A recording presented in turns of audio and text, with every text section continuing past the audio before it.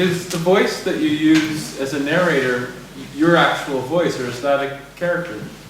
Oh, I think it's a character as well. I mean, I think, yeah. I mean, I've done that before in a film I did called Calendar, where I played myself, but it's not myself, you know.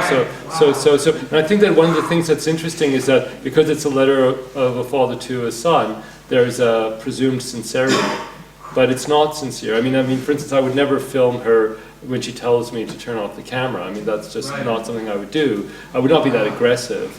And there are times when I'm playing myself to be, as I did in Calendar as well, to be more of a prick than I like to think that I am. I mean, maybe I am, I'm not sure, but you know, it's a persona that I assume. Yeah.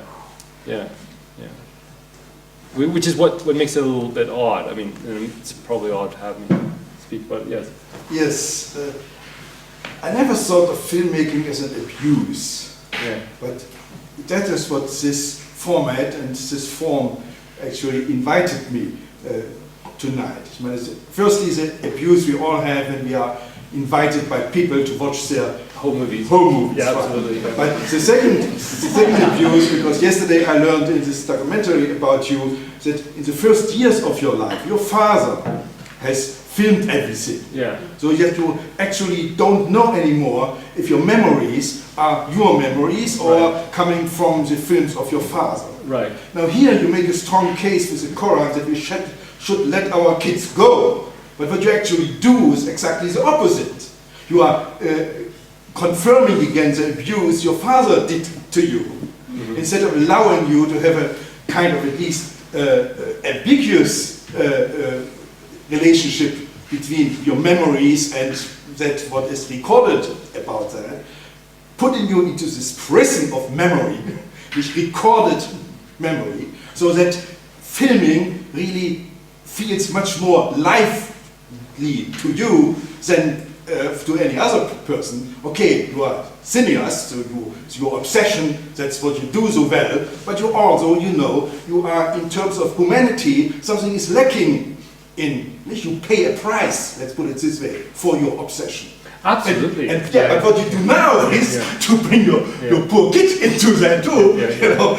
So we get another generation of abused kids, good filmmakers maybe, but abused kids. Well, I mean, I think that's what, and that's why I would never like force him to see this film, or I would not. I mean, I am using him as a sort of a prop, and I think that this character and there's something demonic about this. Absolutely, you're absolutely right. I mean, you know, this idea. I mean, I think that's where the Calvino quote is really telling in a certain way. I mean, I like to see this not as a documentary, but actually as a first-person account of a sort of troubled individual. Definitely, you know. So the question is, to what extent, you know, and I would, you know, these quotes or these things that I'm drawing in are part of a constructed individual, which I think is symptomatic of our time, right? I mean, this, on the one hand, this constant fear he seems to have of the fact that these images are completely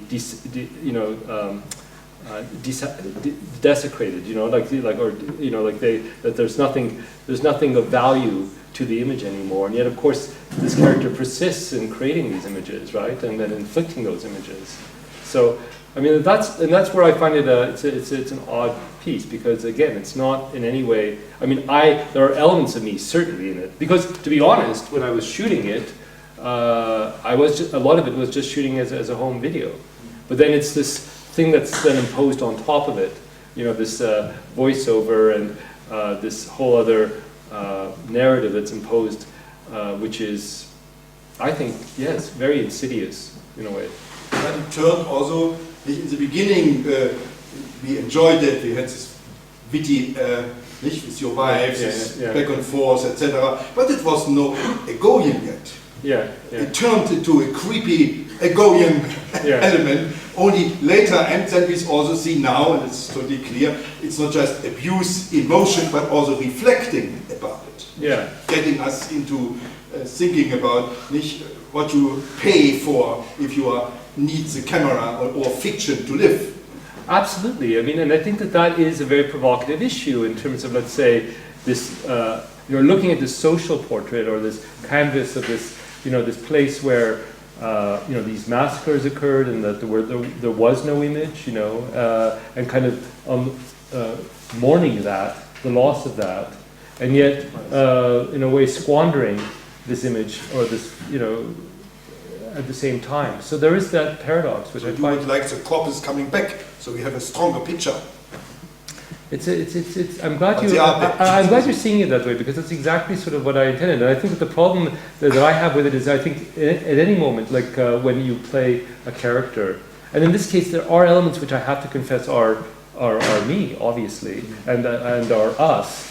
But it's an odd thing when you begin to distort that. I mean, the only I've seen it occasionally done, but it's a risky game to play, ultimately. Anyhow, yeah. You made some Corvino quote that you play with the image several times in the film. You talk about only photographing what is photographable, or accepting that everything is photographable. I wonder about the enforcement that that's capturing. Say you assume everything is photographable, then you're capturing the moment. You're capturing moments on a film, and there's a decision as to where the camera goes. But I wonder about enforcing a narrative upon that memory, and how you mentioned the word insidious, how much that fictionizing is troubling. Well, I mean, I think what's a weird coincidence is just that this happens. Those are really great questions, and it happens to be taking place in a country that's also based on these imposed mythologies, right? And these things which are quite clearly not the case, but which everyone wants to believe.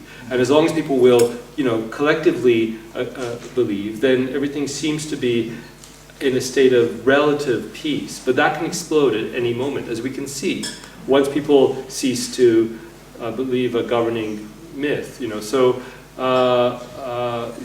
there is.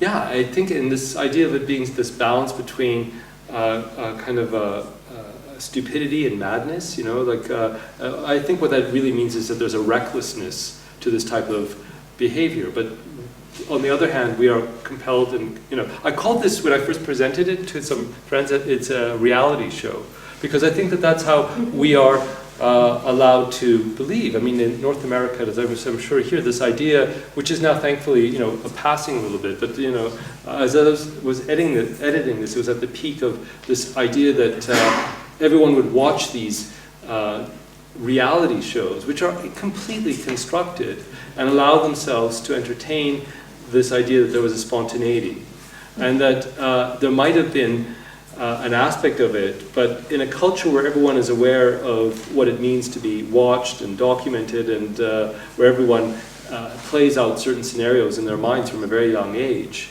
there is a comfort with the camera, which is quite shocking. This new film that I'm shooting in September, which is dealing a lot with the internet and kids and kind of people reinventing themselves over the net, and I've done a lot of research now, and it's fascinating when you have families in front of, let's say, iChat, communicating with each other, and there's a generational difference, which is quite obvious, where people who are not used to the idea of presenting themselves visually, even though they understand that the technology allows that, they are filtered in their response, while a young kid is completely casual. And I'm of a generation where I can understand how casual I should be. But if I look at my earlier films that I was doing in the 80s, like Family Viewing or Speaking Parts, the prevailing idea at that moment was that technology was somehow creating these distances between us. But in fact, what it's doing is creating an extraordinary intimacy. And the question really is not how do we renegotiate our relationships through the filter of technology, but how do we actually function when we're that close? It's really quite different from what I believed, and I'm really quite excited to kind of venture into this.